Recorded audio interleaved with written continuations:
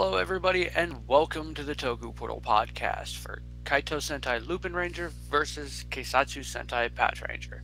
I am Vashi V and joining me today are... Rye. And the Little King. And welcome to the Super On Time cast, where Windows updates do not force themselves upon you at inconvenient times.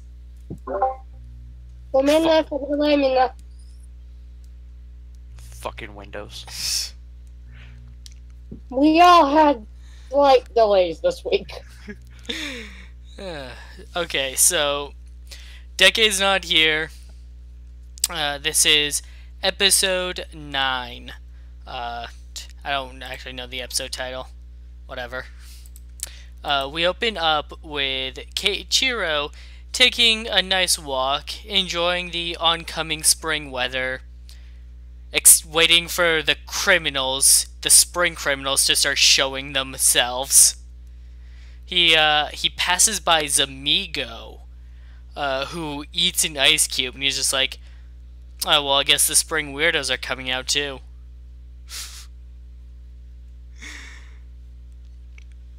As much of a small joke as that is, I fucking love that joke. Because he has no idea. I mean, because to him it's just some dude wearing a fucking poncho and whatever type of hat that would be called. It's like a mix between a pirate hat and a sombrero.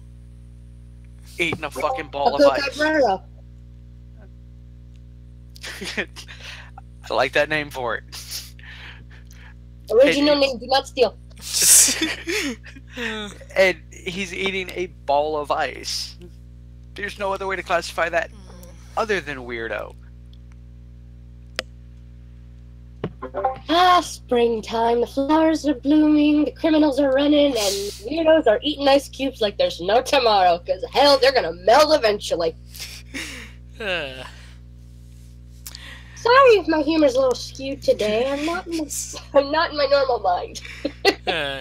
I think for me the best part of it is it's pointing out just how much it seems that Keiichiro doesn't pay attention to stuff. Because this has been the second time that there's been somebody who's involved in all this shit that's going on that he's been oblivious to the fact of who they are. To be fair, he's so hot-headed his brain's running at, 70 miles an hour? How can he? Probably the only guy fucking Zamigo can't free.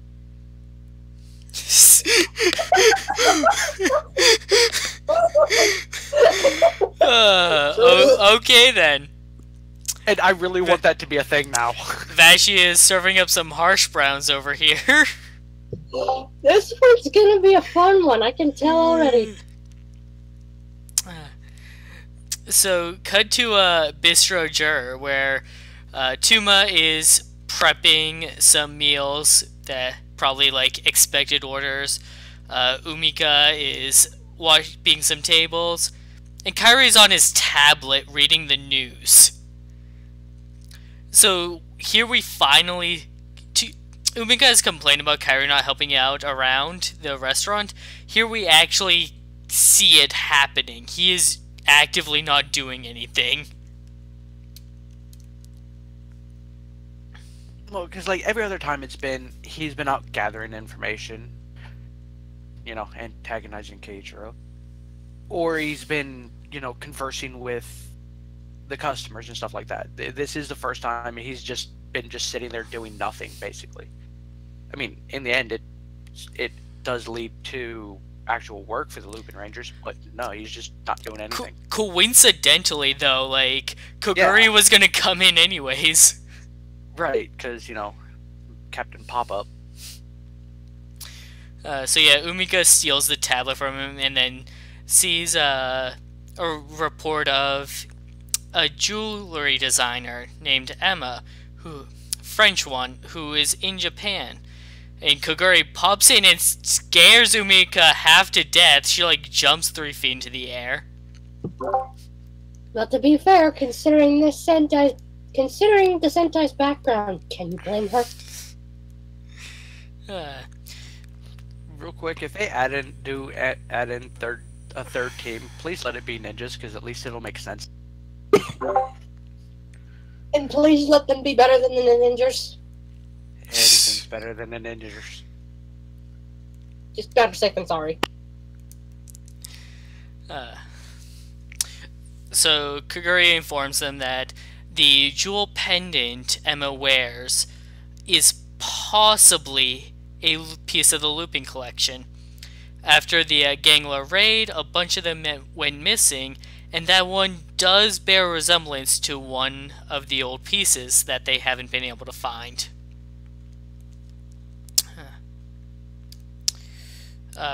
So Lupin Rangers go on a stakeout. We get a nice gag of Kairi pulling out a spy scope, Umika stealing it, and then Kairi pretending to still look through it. Ah, Kairi, you gotta give him props. Kingdom Hearts definitely gave him a sense of humor.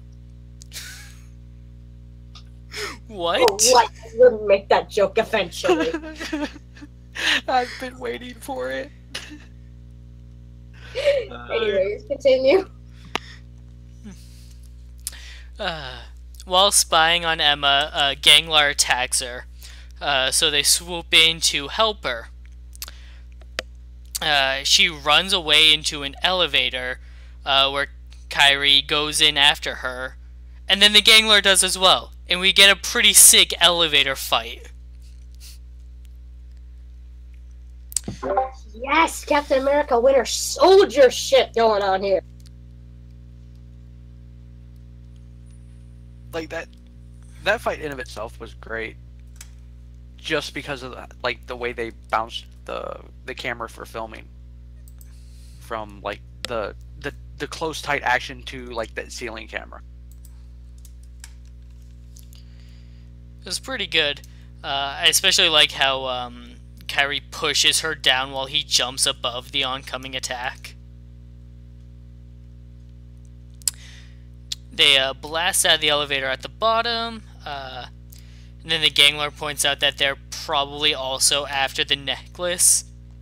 So Emma realizes that, like, okay, everyone just wants to take this from me, and she bails. The other two come down to deal with the Ganglar, and then Kairi goes after Emma, stealing a security guard's clothes to pose as one. So when Kairi did his double take on the knocked out security guard, I thought he was just doing a double take looking at him knocked out. I didn't give him the benefit of the doubt that, like, oh, he was coming up with a plan, which says a lot about his character. He comes off as a goof off a lot, but he actually is pretty reliant and quick thinking. Right. I told you, Kingdom Hearts gave him a lot of character development. I mean, and a sex change. I haven't played Kingdom Hearts. I don't know what you guys are referencing. For those that don't know, Kingdom Hearts was a Squaresoft game that was made with Disney. Still going. Which happened inside of an elevator. I know that much. They took elements of Final Fantasy and mixed it with Disney shit. The main character's name is Sora, and his whole character arc is basically he's trying to find Kairi, who is a female in this instance, and who he's, in love with, trying to rescue her, that whole night. But as the series goes on, she starts getting more development. Hell, and like spoilers for the later games, she actually does gain a way to fight her own. I won't say how, though. That's for you to find out. And she was also a redhead, very spunky, and does remind me a bit of Lupin Red. So... coincidence? The resemblance is uncanny. True. But like his entire reaction towards the guard, it initially that was where my thought was the same as yours, where it's like, oh, whatever. Oh, look, a guard knocked out. Go figure. Because he seems to move on after it a little bit. but for him to be coming up with a plan to basically steal a guard's clothes, it does show the fact that, well, yes, he's a massive fucking goof off. He does think things through. And why is that a trope to leave somebody ass up in the air when you steal their clothes? It's a gag. Not a good one. It's like I guess it's supposed to be like a funny position. Out cold, downward dog is funny? That could just be a cultural thing, I guess. But Because usually in America you only see that if they're drunk. I'm sorry, continue. Well, Kairi, posing as a guard, gets Emma out of there and takes her to a safe distance, where she, starts confiding him like, oh man, it seems like both monsters and the thieves want my pendant. And he goes, well, if it's too dangerous for you, I'll just buy it off of you. And then he pulls out a checkbook, which I'm still not certain if that's one that Koguri gave them in case they could just buy a collection piece, or if that came with the suit he stole, and he's offering some stranger's money. My money's on Kogure, because his boss seems rich enough. Why not give his agent some means to get what he wants, right? Just write it in the boss's name, and there you go. Like my only thought for that being the security guards is the fact of, would they have to, in theory, buy a fucking collection piece? They're thieves. They fucking steal shit. In this instance, though, like, they're going after something. You're right. At the end of the day, they're thieves. Why would they have to buy shit? Because sometimes that's just the easier way.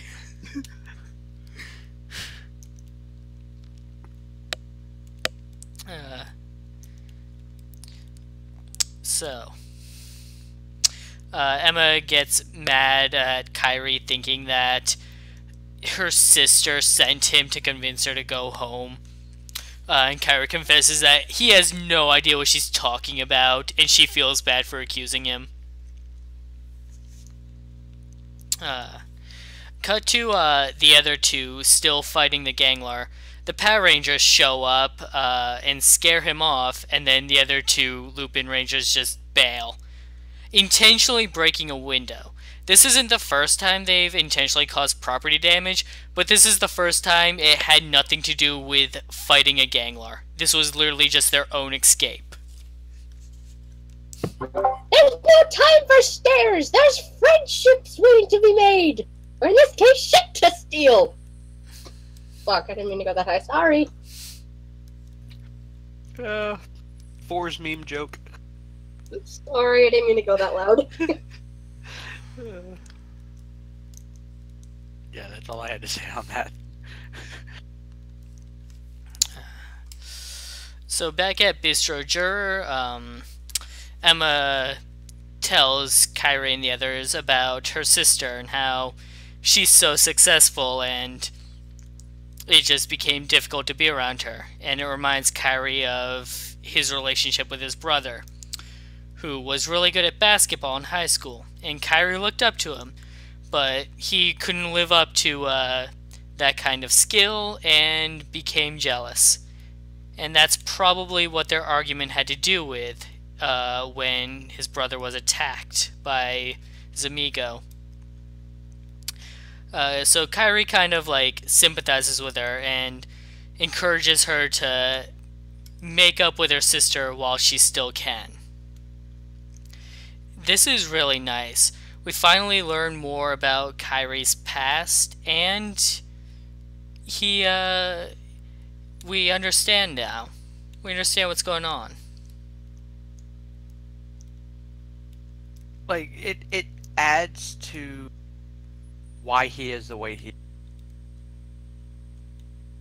In terms of him being kind of like aloof and whatnot, is him not trying to give in to the I'm not living up to expectations. And along with I'm going to do things my way. It kind of shows that he has, at least since everything went down with Zamigo and his brother and all that stuff, that he's grown as a character, as a person, in how he behaves and how he looks at things, because he's trying to do things his own way. And it's a very, very touching moment and a very good glimpse into him as a character. And his actor's portrayal of like the nuances of like showing that this is still something that's eating at him was fantastic.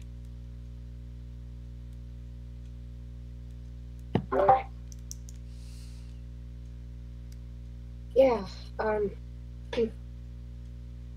not gonna lie, I can't really say much about this one, but what I can say is this one, it hits close to home.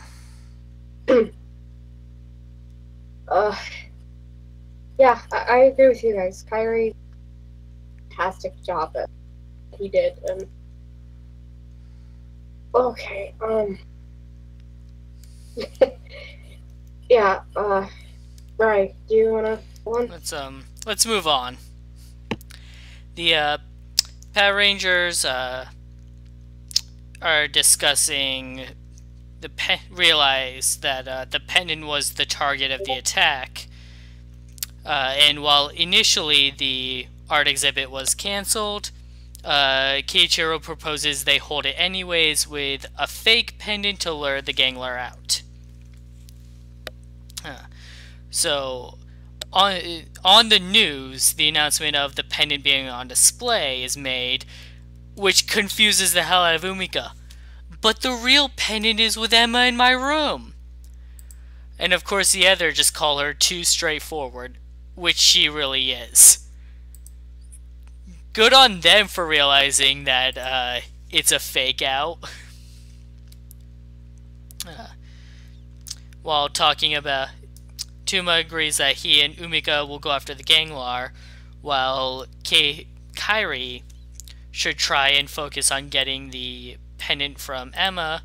Emma overhears it and realizes that they're the thieves and that they're just after her pendant. My question is, why was she hiding around that corner in the first place? Did she have a reason? Was it one of those things where she was going to walk in the room, heard them talking, decided to eavesdrop instead? See, that's the problem with this. There's no context set up for that. Beyond the fact of, hey, look, she's eavesdropping. And, like, whatever the context is, it's probably, like, very minimal and not even a little contrived, too. But we still don't have any context. I think it's just typically the standard trope of, you know, somebody involved in the story learning information. Usually they do give a little bit more explanation for why the person's standing there, but in this case, we got nothing. Right, because it's usually this situation. Oh well, they're in, whoever it is laying down, so we're gonna talk about this, and oh, they got up to go to the bathroom or something, and stopped and overheard. But they just cut out the reason that she got up to do anything.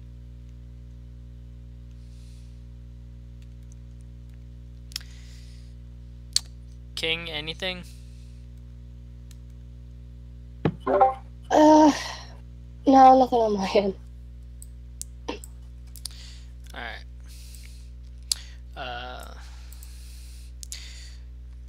So the trap is sprung. The gangler falls for it. We find out that he's doing this for Destra because, of course. And then the two LupinRangers also show up alongside the PatoRangers to get the his collection piece. Meanwhile, Kairi is following Emma around to her frustration. And he has a heartwarming talk with her. I forget exactly what he said, but something about, like, if someone has to be a criminal, let it be me, or something along those lines. Sorry, I can't remember what he said, but it was really touching. And then Destra shows up to get the real pendant. How he knew, like, let's not worry about that. So Kairi transforms to fight him. Destra causes some explosions and rubble falls. And Kairi and Emma get trapped in a building momentarily, where Emma decides to give Kairi the collection piece, figuring if he needs it to see his brother, then it's worth more than just a memento of her grandma. Kairi tries activating the pendant, and it turns into another VS vehicle. Scissors. He shoots it at Destra, who knocks him over a bit. So he just kind of makes one of his giant servant monster grunts and takes off.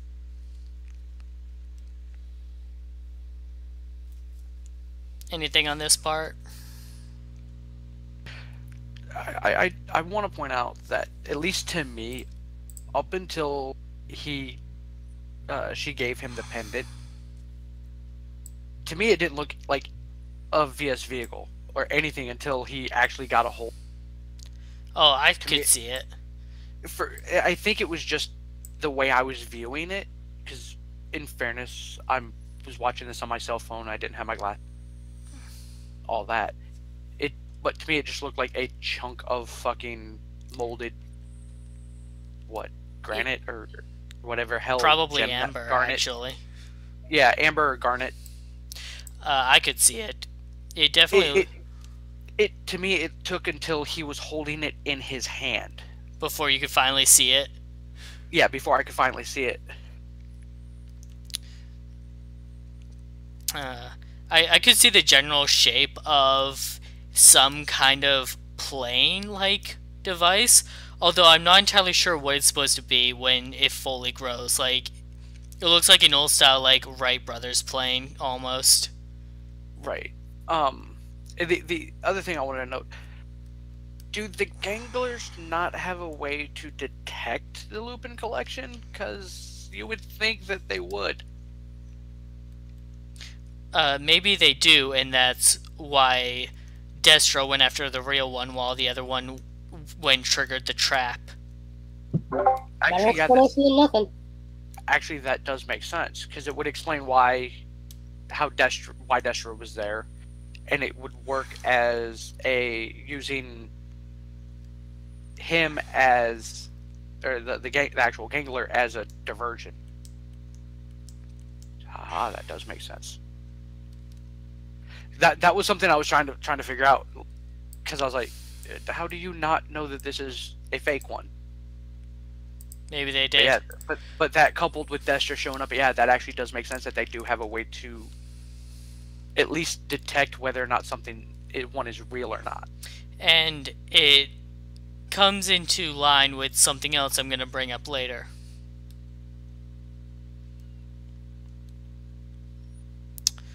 But King, do you have anything to say on this? No? Okay. I did want to point out that the fucking fight between the Gangler and the Lupin and PatoRangers, I know I say this every fucking time, but oh my god, I love the way they filmed this shit. Oh yeah, the camera work is so good. To me, the camera work was better this episode than it has been, because it did kind of, like, the way they filmed it. Well, yes, it's very obvious when there are cuts, but they cut it in a way to where it can continuously look like one continuous shot. Because, like, all the cuts were them flipping over the camera. Yeah, so that's my problem with, like, modern action movies, is that it does, like, 15 cuts in the span of 5 seconds to try and show you, like, every hand grab that I can't even follow what the fuck is going on. Right. It's like, and that's it's even worse in American action, because I've seen a fair bit of like Japanese action movies and stuff like that, and they have that same issue. But like, just film your shit so that you don't have to make so many cuts. And this is a great example of how to do that. like, I forget exactly what movie it was, but there was a scene in one movie where a guy literally ran, jumped, and basically climbed and jumped over a fence. There were 5 cuts in that fucking scene. Actually, it was taken. It happened. There were 5 cuts in the span of Liam Neeson climbing over a fence. Perfect. That's what Also, we need. In reference to the new VS vehicle, Springtime Bonnie says it is a stealth bomber. Okay. I don't know anything about that kind of thing, so... Which, aside from its bulkiness for the fact that it's a VS vehicle, it actually does fit the look of it. And with the black color and all that, it's just once it does its weird thing in the episode that it gets confusing. Alright. So cut to the PatoRangers and the other 2 LupinRangers. Blue and Yellow are having trouble getting close to the Ganglar to try and get it safe. Not only are they disadvantaged against the PatoRangers, but he's just not letting anyone near him with his lightning attacks. When they finally have an opening, Keiichiro goes for the finisher with the bike finisher. And when he fires it, it's faster than they are and completely blows up the Ganglar. Nothing is left behind. They are distraught. They're just paralyzed with loss of hope. The PatoRangers finally feel like they can arrest them, but then the giant monster fight is kind of happening. So they grab Good Striker to form Pat Kaiser and go after him. Also shooting at Kairi in the new VS vehicle. Much to Goody's dismay, because it's the missing vehicle and he doesn't want to shoot it down. So they don't stay formed for very long. Kairi ends up using scissors to finish off the monster himself. Meanwhile, Emma calls up her sister to talk to her again. Back at Bistro Jur, Kairi returns successful. While Tuma and Umika break the news to him that one of the collection pieces was destroyed by the PatoRangers. Episode end.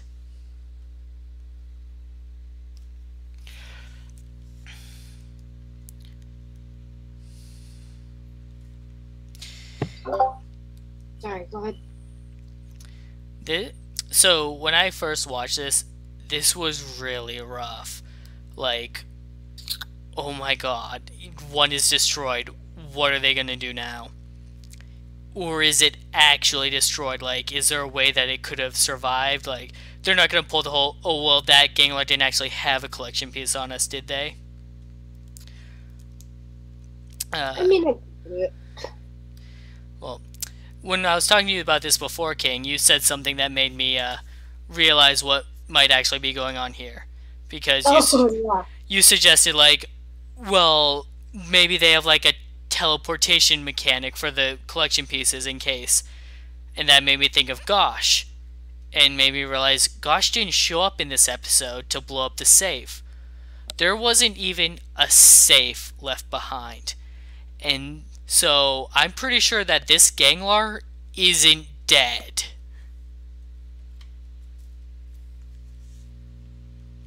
Yeah, we both came up with a couple ideas, and the main one we had is that maybe this Ganglar has the ability to make copies of himself. Like, maybe, and he just hasn't, like, revealed it to the public yet. And that way he can, like, dodge battles in and out, and he had opportunities. Like, our point is that he might have been able to create a copy of himself maybe even during that split second, in order to evade it. And since there was nothing left, they make him think he's dead. He's in the clear to do whatever the hell he wants. It's just a theory, and they might pull something like the insta-teleport shit. If they do, I nearly as pleased, but what you gonna do? Still, though, I mean, yeah, that was harsh. To put it mildly. Yeah. Like, when the Gangler got destroyed and all that, is like, that was kind of hard to watch, knowing that they were going to take it to, we lost a collection piece. We've lost our wish. It was very, very rough to watch. And even just seeing, like, the desperation, not so much on their faces because they were transformed at the time, but on Toma and Umiko when the blast past them, that look of we're fucked was just kind of heartbreaking. I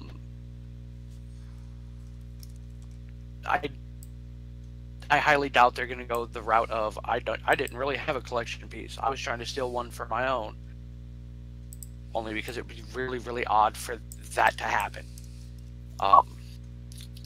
Personally, I feel that either it was his actual collection piece that gave him the ability to, for lack of a better term, create a shadow clone, or I think the female commander may have teleported him at the last second. Maybe. I'm going with any answer that he isn't dead, because he didn't leave a safe behind. We saw a Gangler take a finisher in the safe, and the safe was still left behind. Right. For lack of a better term, the safe is the MacGuffin. That they, it's like, because every series has their thing of how they revive the monsters. Except for Shinkanger, that was just a whole fucking way creatures existed for that one. They have second lives. Yeah, it's just it was literally just a thing that happened. It was just normal. Where like other ones, it was just there was a coin slot that basically, in theory, if they would have destroyed the coin slot in Juosha, then Damager couldn't be revived, or unless they ate the coin. In Kyoryuger, they got magic watered. Right. It's like there's usually but usually the monster itself still exists in some form. Where in this one, the monster's literally fucking destroyed. The only thing that exists is the save. When the monster dies to be reborn. So this safe is the do or die for defeating the monster. The odds that they'll actually this early have a way to defeat a monster so completely. Right. It's fucking Sentai. This isn't a thing that happens. No matter how much they change up the formula with how they're trying to make these shows, that I don't think that will ever be a thing. And another thing that I love, and this is a subtle detail, the next episode preview doesn't give away the answer. It doesn't give you anything. Like, no. The Gangler just doesn't show up in the preview at all, because it focuses on Zamigo, who's appearing. That Gangler, if he's still alive, may just be hiding out now to appear later. We might not even see him for a while and just be led to believe he's dead for a while. Any other series would show you that, like, what? He's still alive as soon as the preview began. Right, and because that, again, that's always been a thing, and this is one of the ways that they're switching up the formula a little bit, is this particular preview gives nothing away about the Gangler. Hey, Zamigo's here, and, Kyrie's gonna basically be retarded. It's basically the fucking preview. I was disappointed that we didn't get to see the VS vehicle mode for the Gatai. I didn't expect them Goody to go to the Pat Rangers. Yeah. But I like that what it shows of Goody, like, no, don't attack the other things, like, fuck you guys. Like, it was great to see when he was basically yelling at fucking Keiichiro. Keiichiro just kind of just shoved him out of the way. Just, like, pushed him down in his hole. It's the miss, ah!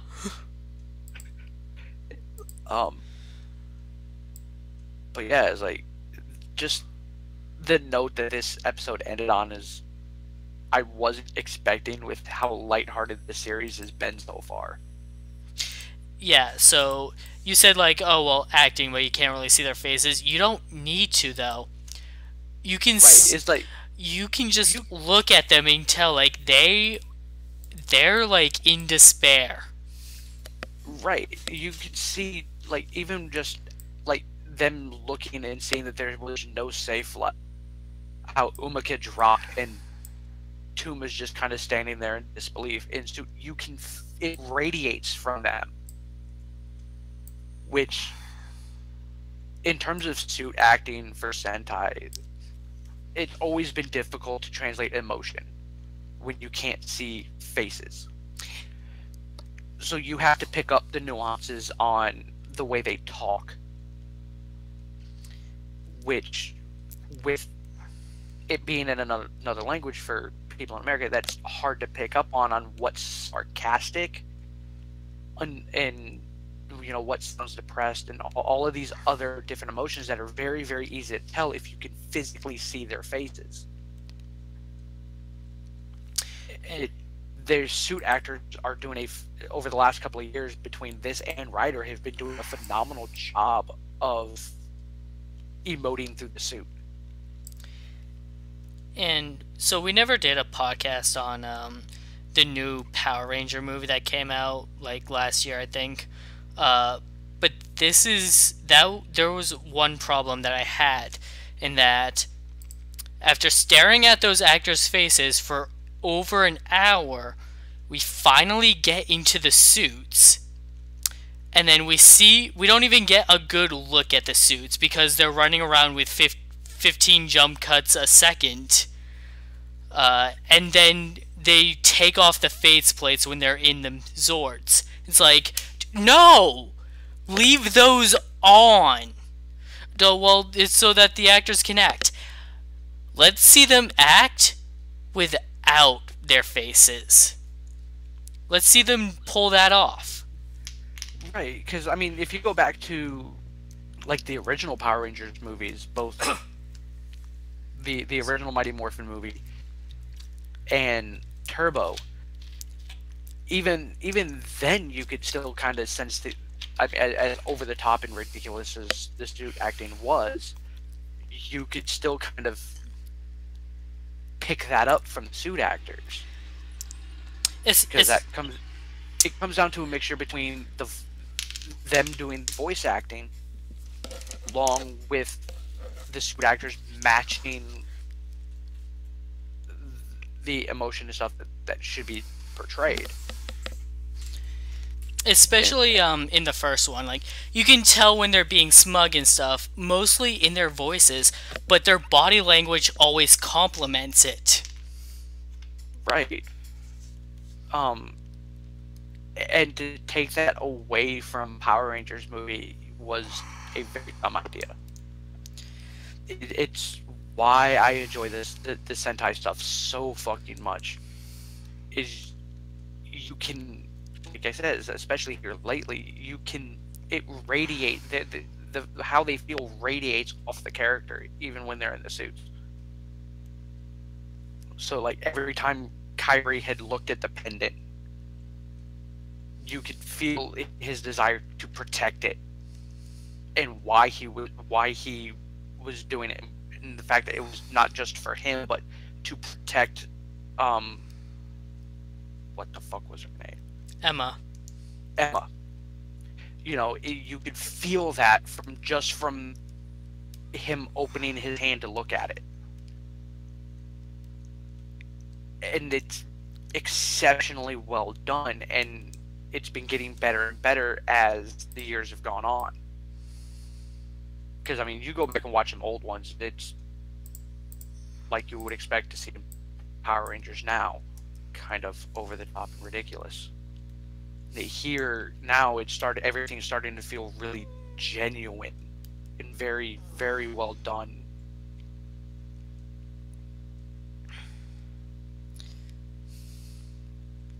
King, do you have anything to say on this? What the fuck else is there to add? I'm serious. Oh my lord. Yeah, you guys covered everything. I got nothing. Yeah, it's just... So I guess final thoughts on the episode? I really enjoyed this episode. And I'm glad that we finally got to Kairi's story final. You could tell that they were saving it up for something good, and I wasn't disappointed. Especially since they didn't go really over the top with it. This didn't feel like they were trying too hard at all. It was just... it flowed really well. Even if it was a little formulaic without like, oh, he meets someone he can relate to. It still felt very genuine.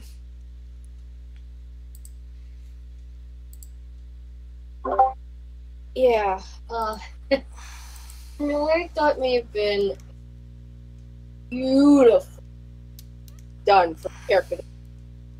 Am I cutting out again? Only a little bit, you're good. Sorry. My point is, this one hit a lot of points I didn't think the show would. And I commend them for doing that. Oh, God, the feels. Ugh.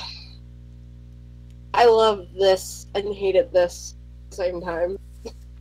So good on them for making me feel that. And I understand why Sentai is more lighthearted. It's geared towards younger audiences. It's really nice when it dives into more serious subjects like this. It shows you a part of life that exists, and sometimes you can't do something about it. And it's good to show that to kids at least a little bit when they're young. It's not something that they need to be overexposed to, but something like this is really good. Hey, sometimes you do things that you might regret later, so you should make up for it when you have the chance to.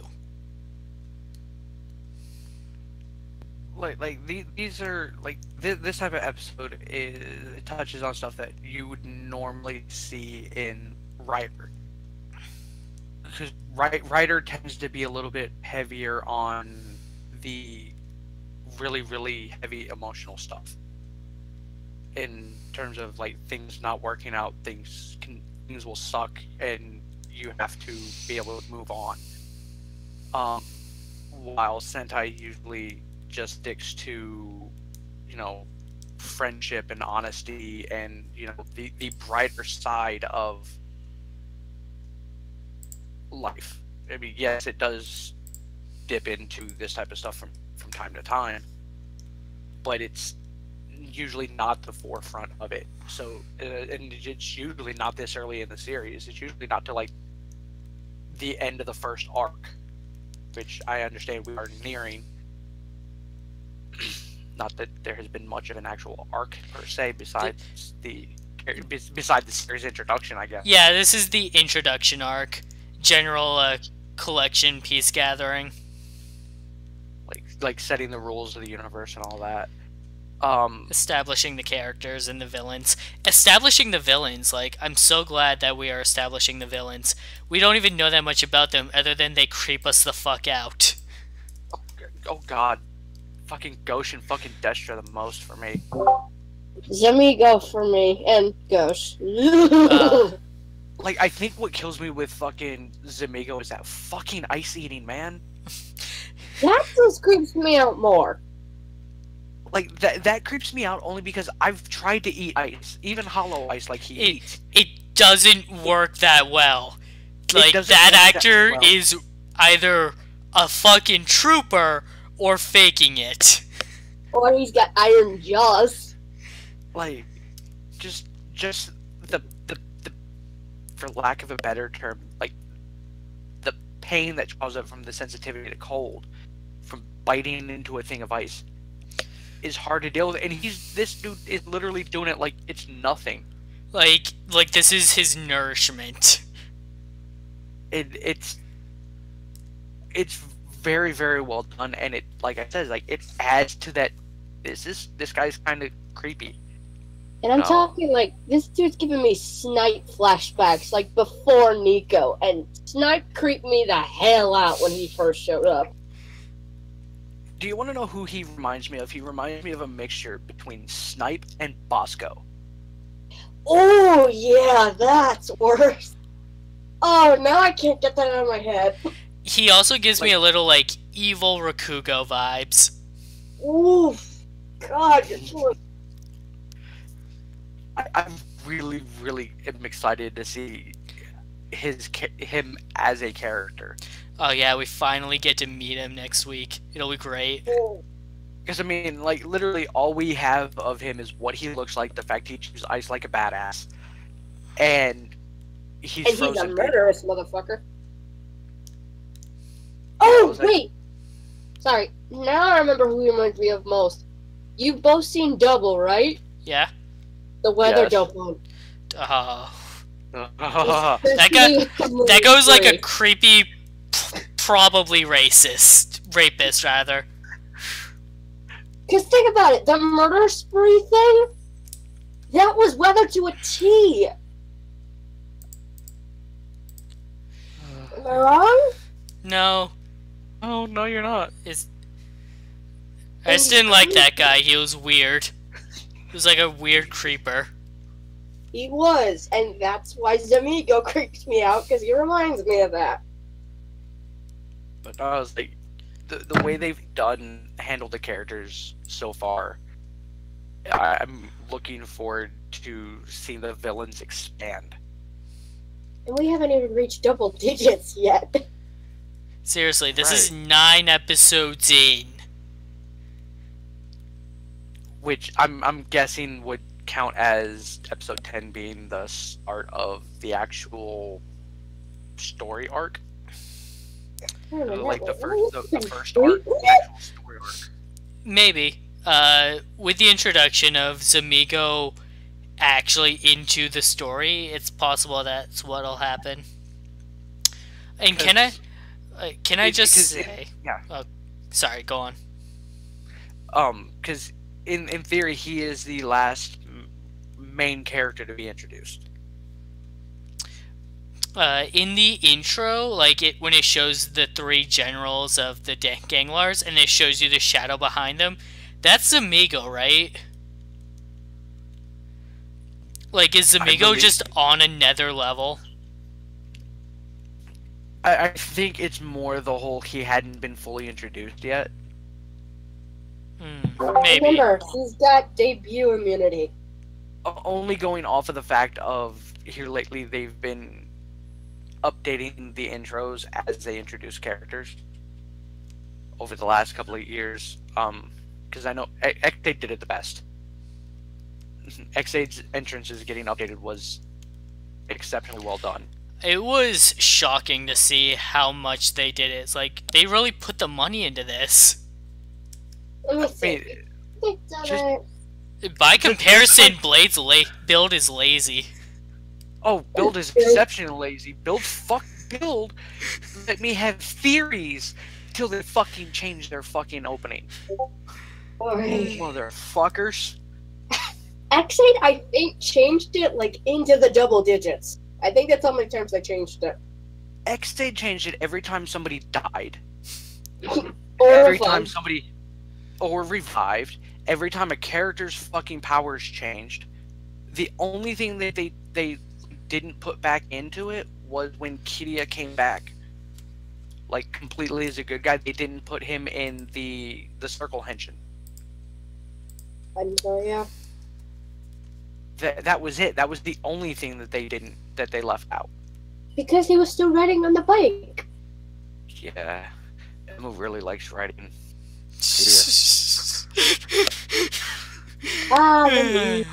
I'm still amazed that no fan fiction came of that. Maybe you just weren't looking hard enough. No, I have been. Oh. I had King doing research for me. Because I made that fucking.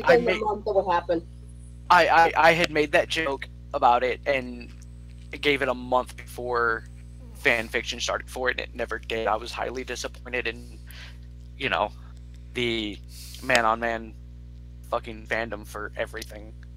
Hey, how about this? Anybody listening? Challenge!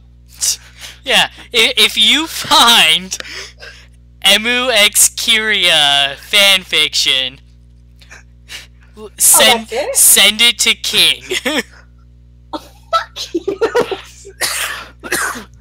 Thank you for not sending it to me, considering it was my idea. Fuck you! I didn't make the bikes, I didn't mean the ship! We are discussing this later. I'm sitting my advice now.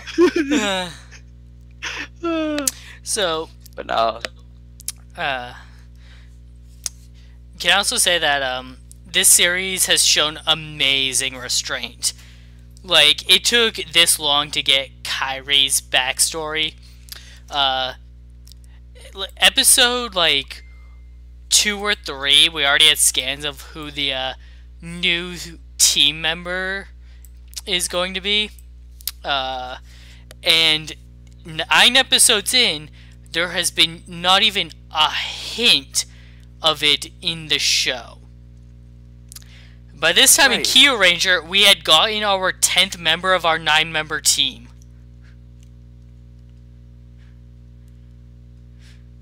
They were always trying to break the mold?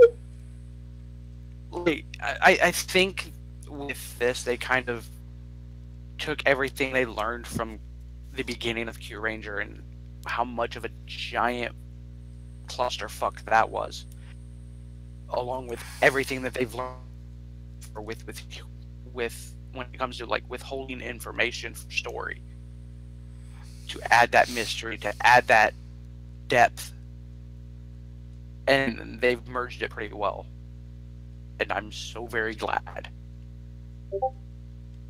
because by this point in KyoRanger, I was ready to give up on it. I've been hooked on Lupin since it started. Yeah, I've said this before, but I don't normally count a series in my top 10 before it's finished. 9 episodes into LupinRanger, it's on my top 10 somewhere. Right, it's just a matter of it's staying there. Because again, we've seen the series start off amazingly and drop the ball. A la Wizard for Kamen Rider, which I've started watching, and the beginning of Wizard has actually been really good, so it shocks me that it's going to get worse later. Way to spoil it, dude. Well, on a whole, it's not a... I'm not trying to say Wizard is bad. Wizard is very, very good for what it does, and for what it had to work with. It came down to how certain characters were handled is what ends up killing the show for me. Yeah, one of the biggest complaints I've heard is that later on Haruto starts acting out of character. He does, but a lot of it is justified. He goes from being really cool, calm, and collected to basically being a distraught mess. For good reason. Well, that sounds like... With the way they explained it, it's more after the fact that you get the, oh, okay, okay, well, that makes sense. I've also heard like a ton of complaints about who the final like antagonist is. That's for you to find out. Yeah, I so I know the character's name. I haven't even met the character in the show yet. I don't know who it is. like when you get to that character, he is a phenomenal character. I have no arguments with that. The issue I had, the issue with it is they build up somebody else as the final antagonist, and then it's, oh nope, it's this guy. I mean, it's done well. It's done well, but it's one of those like, okay. So what was all that then? Right. It the only passing thing I have for it is the fact that it is explained. That's the saving grace for it. Is it is explained why that person becomes the final antagonist.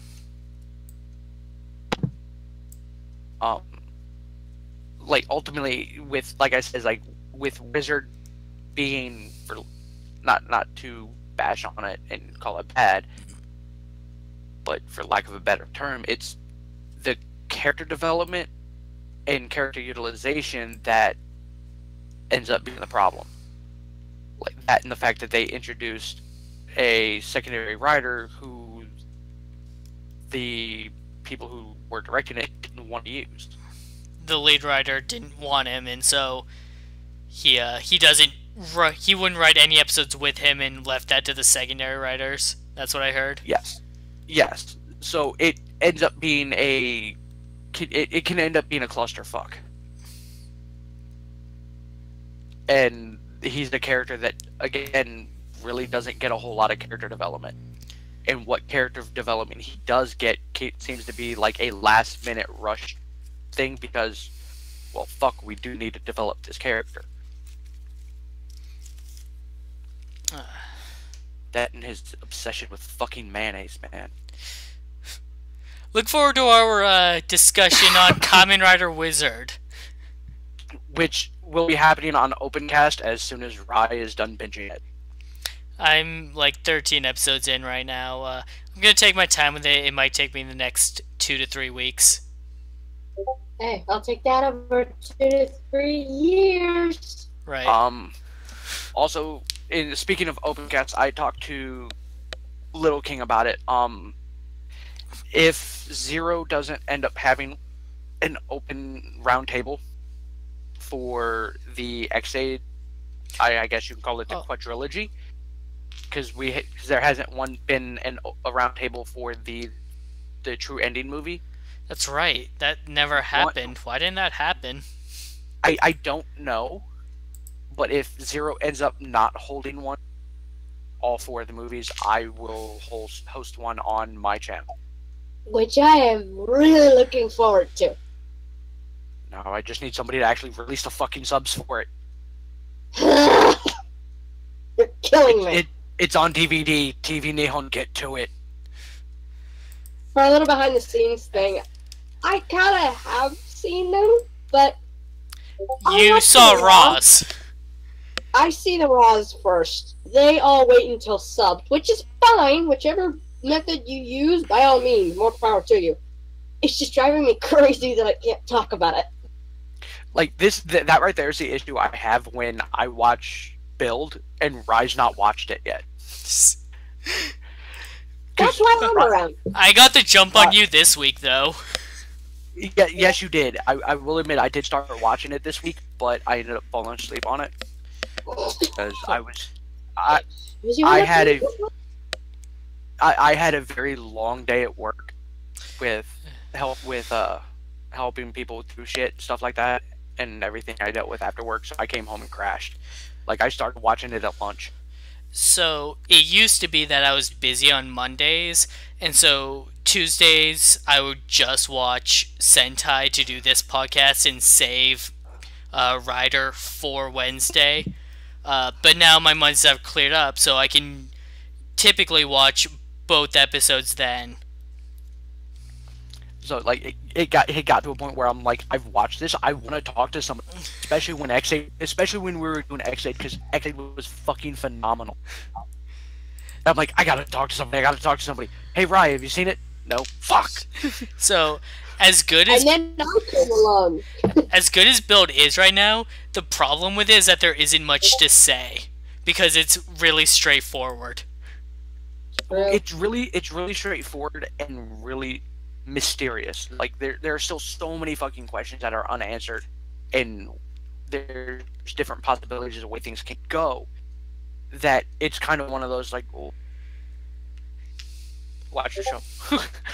With X8, we had a lot to talk about when anything happened. Mainly because aside from the Bugster issue with Emu, there really wasn't anything that was a mystery beyond how everything came about. So it was really easy to discuss X8. I honestly, I think that's why part of the reason why I haven't been on the Writer podcast since Build started, because I've been wanting to get back into it. It's like, but it's everything is I could talk about is literally contained to the episode. Whereas with X8, it was I could talk about the episode and a shit ton more. Yeah, the most extra I got out of talking about Build was when I realized that Sento is Katsuragi like 10 episodes before the reveal. But then the reveal happened. It's like, okay, now what? So now you guys know in a nutshell how I've been feeling about that week. Everybody knows how I felt during X8 when I called fucking everything. Like, but yeah, I guess we should wrap this up. Yeah, probably. Because this has turned into a general podcast. Not that I have. Did you cut? Not that I have a problem with it.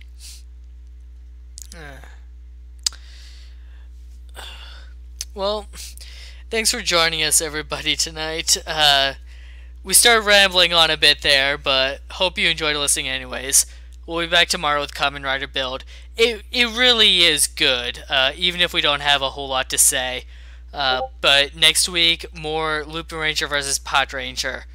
Zamigo! See you next time.